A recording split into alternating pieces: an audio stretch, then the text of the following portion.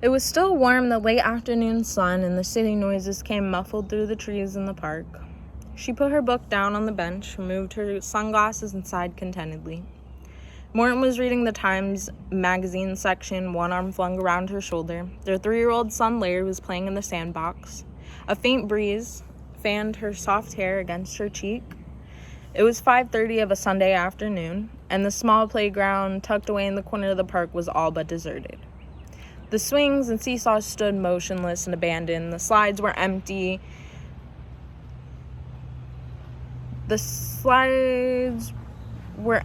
And only in the sandbox 2 little boys squatted diligently side by side. How good this is, she thought, and almost smiled at her sense of well-being. They must go in the sun more often. Morton was so city pale, cooped up all week inside the gray factory-like university.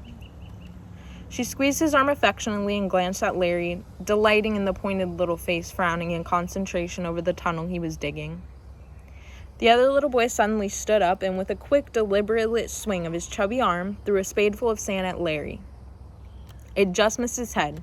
Larry continued digging. The boy remained standing, shovel raised, stolid and impassive.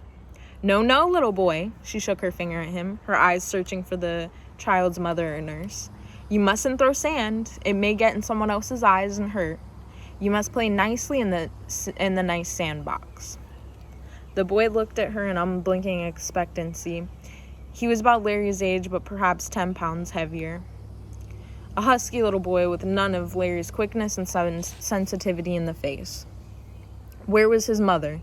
The only other people in the playground were 2 women and a little girl on roller skates leaving through the gate, and a man on a bench a few feet away. He was a big man, and he seemed to be taking up the whole bench as he held Sunday comics close to his face. She supposed he was the child's father. He did not look up from his comics, but spat once deftly out of the corner of his mouth. She turned her eyes away.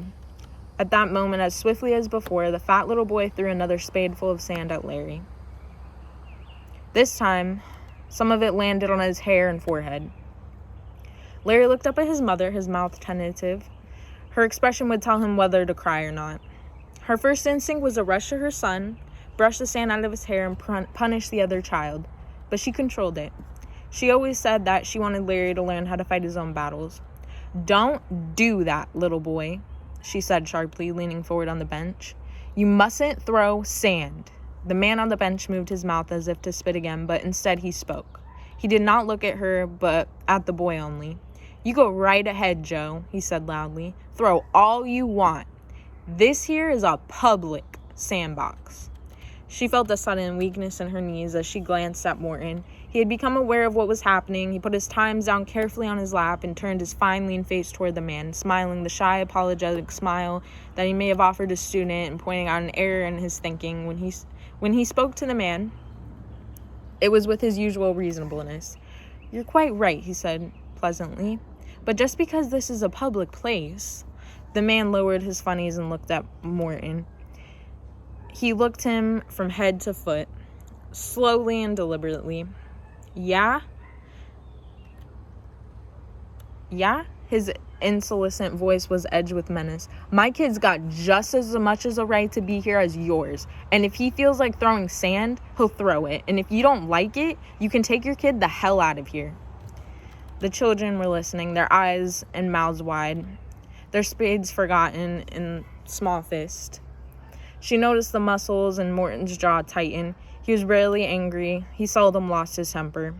She was suffered with a tenderness for her husband and an impotent rage against the man for involving him in a situation so alien and so distasteful to him.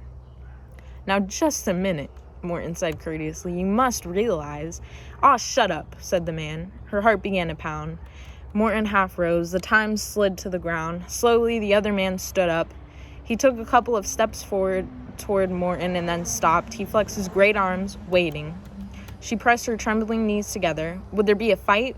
Violence? How dreadful, how incredible. She must do something. Stop them, call for help. She wanted to put her hand on her husband's sleeve to pull him down, but for some reason she didn't. Morton adjusted his glasses. He was very pale. This is ridiculous, he said unevenly. I must ask you.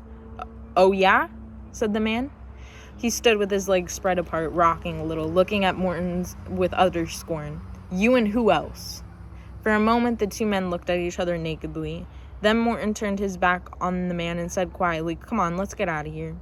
He walked away awkwardly, almost limping with self-consciousness, to the sandbox.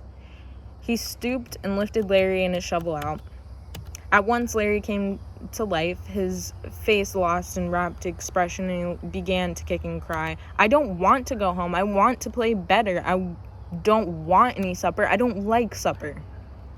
Became a chant as they walked, pulling their child between them, his feet dragging on the ground in order to get out of the exit, to pass the bench where the man sat sparring again.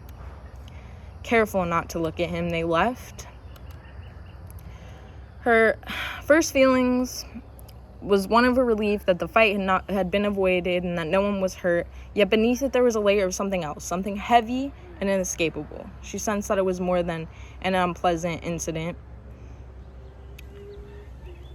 Suddenly Morton spoke. "It wouldn't have proved anything." "What?" she asked. "A fight. It wouldn't have proved anything beyond the fact that he's bigger than I am." "Of course," she said. "The only possible outcome," he continued reasonably, "would have been what? My glasses broken, perhaps a tooth or two replaced, and a couple of days of work missed. And for what? Justice? For truth?" "Of course," she repeated. She quickened her step. She wanted only to get home and to busy herself with a familiar task. Perhaps then the feeling glued like heavy plaster on her heart would be gone. Of all the stupid, despicable bullies, she thought, pulling harder on Larry's hand. The child was still crying. "Stop crying," she said sharply. "I'm ashamed of you." She felt as if all three of them were tracking mud along the street. The child cried louder. If there had been an issue involved, she thought. If there had been something to fight for. But what else could he possibly have done? Allow himself to be beaten? Attempt to educate the man? Call a policeman? "Officer, there's a man in the park who won't stop his child from throwing sand on mine." The whole thing was as silly as that, and not worth anything thinking about. "Can't you keep him quiet for Pete's sake?" Morton asked irritably. "What do you suppose I've been trying to do?" she said. Larry pulled back, dragging his feet. "If you can't discipline this child, I will," Morton snapped, making a move towards the boy. But her voice stopped him. She was shocked to hear it, thin and cold, penetrating with contempt. "Indeed?" she heard herself say. "You and who else?"